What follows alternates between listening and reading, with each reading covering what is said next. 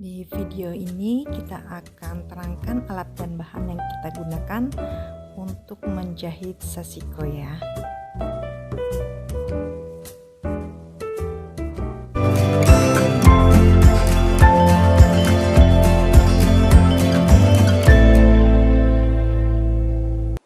Nah, teman-teman, sekarang kita bahas alat dan bahan. Yang digunakan adalah kain katun atau kain linen. Ini yang di bawah sini ini adalah kain linen atau bisa juga kain denim. Warnanya walaupun awal itu biru indigo, tapi sekarang sudah dipakai berbagai jenis warna kain. Lalu kemudian kedua adalah jarum sashiko. Nah, jarum ini sama seperti jarum sulam, yang ujungnya lancip dan lebih panjang, itu lebih enak penggunaannya. Jadi dia bedanya dengan jarum jahit biasa itu adalah tempat benangnya ini lancip ya. Tempat benangnya ini gede ya.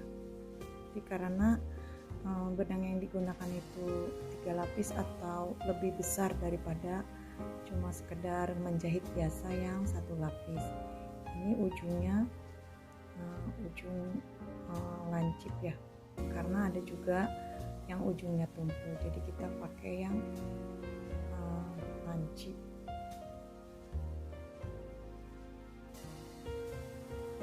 Yang kedua adalah jarum.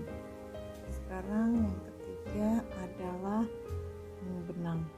Benang ini macam-macam ya, bisa kita pakai benang sashiko atau juga bisa pakai benang sulam. Jadi bedanya itu adalah dari single thread atau lebih dari 1 helai. Jadi kalau yang sashiko ini dia adalah single thread, jadi memang tidak kita bagi-bagi lagi, memang sudah per helai itu misalnya gini, satu gini itu 1 helai, tidak dibagi lagi ya. Ada juga yang bentuknya seperti ini, sama dia juga adalah per helai, jadi enggak dibagi-bagi lagi. Nah, yang lain ini adalah benang sulam. Ini yang benang sulam ini. Nah, untuk benang sulam ini biasanya seperti 1 helai, tapi ternyata dia terdiri dari terdiri dari 6 lembar. Jadi nanti kita bisa pakai 3 lembar, jadi 6 ini kita bagi 2 dulu. Bagi 2 jadi 3 dan 3. Kemudian tarik pelan-pelan, baru kita simpan setengahnya lagi. Jadi kita pakai 3 helai kalau untuk benang sulam. Apa bedanya? Nah, kalau yang single itu kan artinya dia lebih mudah ya, karena dia nggak melintir, memang terdiri dari 1. Ini kalau yang 3 ini teman-teman harus sering rajin merapikan benangnya ya, supaya nggak melintir. Tapi memang kalau benang sashiko ini karena memang tidak ada yang produk lokalnya, jadi dia relatif lebih mahal. Pada awalnya kan memang kita pakainya warna putih, tapi kesini kita bisa berkreasi dengan berbagai warna, sama seperti ini. Ininya kainnya krem, benangnya warnanya pink. Jadi bebas aja untuk warna benangnya.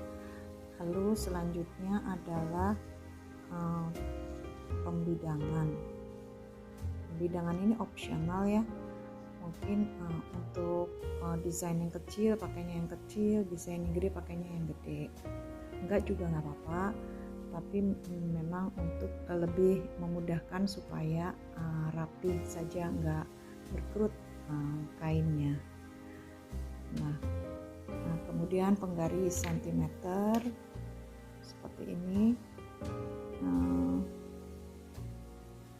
Kemudian mata nenek ini opsional untuk memasukkan benang ke dalam jarum. Kemudian karton dan kertas.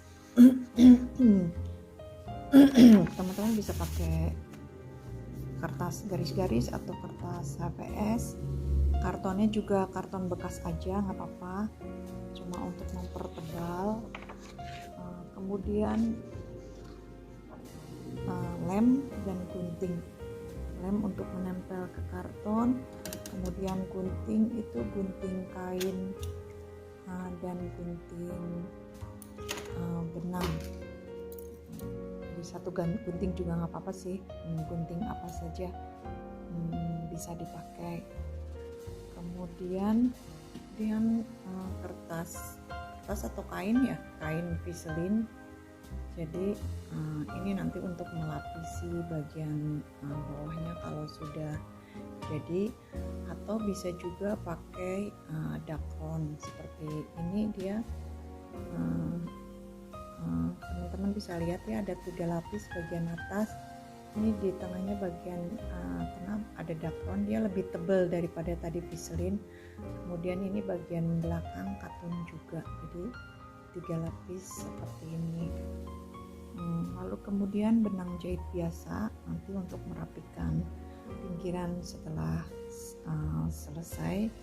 Dan kemudian plastik plastik file ya, yang bening begini, plastik begini. Nanti untuk kalau udah selesai nanti kita pakai jiplak supaya ukurannya sama. Enggak juga nggak apa-apa, bisa pakai penggaris. Ini hanya untuk memudahkan. Nah, demikian pembahasan alat dan bahan. Kita lanjut ke step selanjutnya ya.